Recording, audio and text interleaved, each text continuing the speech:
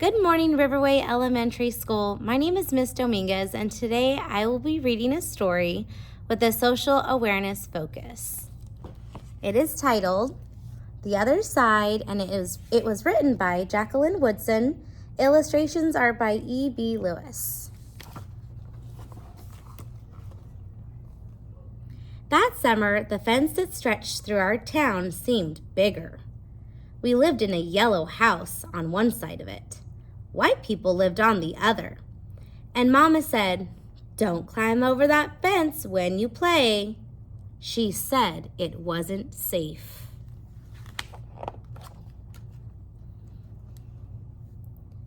That summer, there was a girl who wore a pink sweater.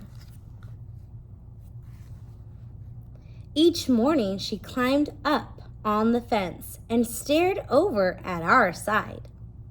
Sometimes I stared back. She never sat on that fence with anybody. That girl didn't.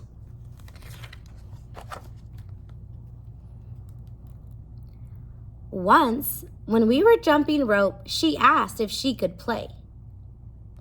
I wonder how they were going to respond.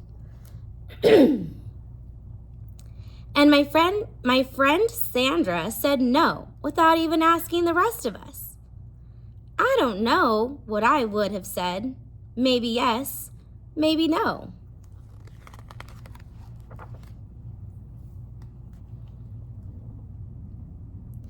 That summer, everyone and everything on the other side of that fence seemed far away.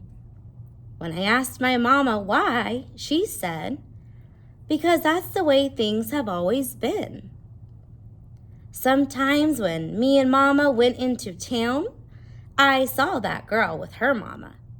She looked sad sometimes, that girl did. "Don't stare," my mama said. "It's not polite."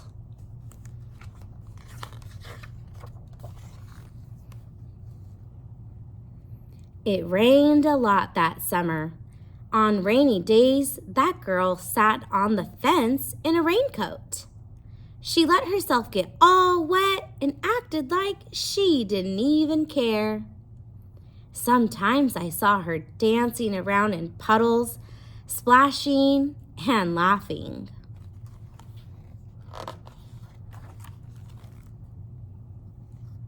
Mama wouldn't let me go out in the rain. "That's why I bought you rainy day toys," my mama said. "You stay inside here where it's warm and safe and dry." But every time it rained, I looked for that girl, and I always found her somewhere near the fence.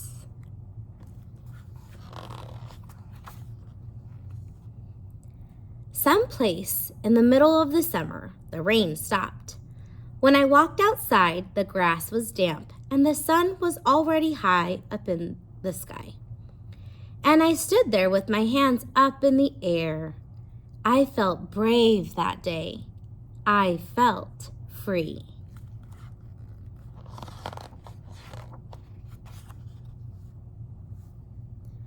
I got close to the fence and that girl asked me my name. "Clover," I said. "My name's Annie," she said. "Annie Paul.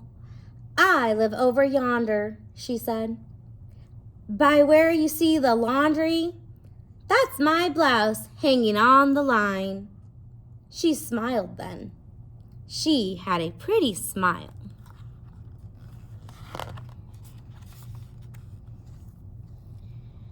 And then I smiled, and we stood there looking at each other, smiling.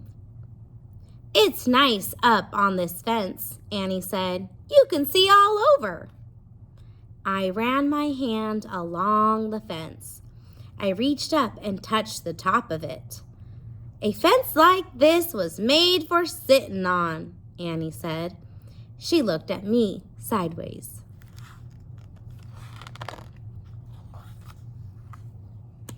"My mama says I shouldn't go on the other side," I said. My mama says the same thing, but she never said nothing about sitting on it. Neither did mine, I said. I wonder what's going to happen next. That summer, me and Annie sat together on that fence. And when Sandra and them looked at me funny, I just made believe I didn't care.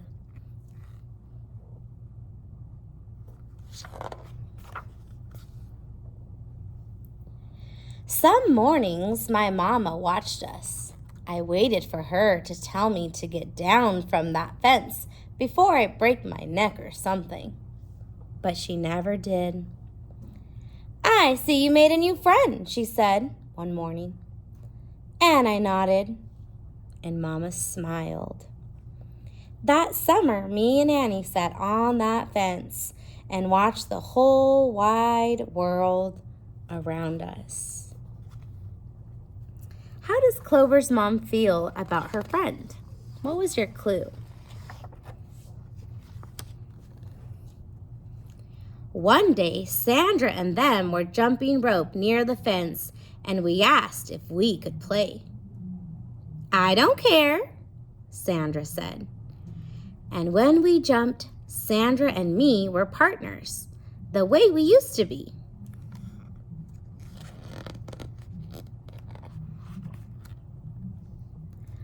When we were too tired to jump anymore, we sat up on the fence, all of us in a long line.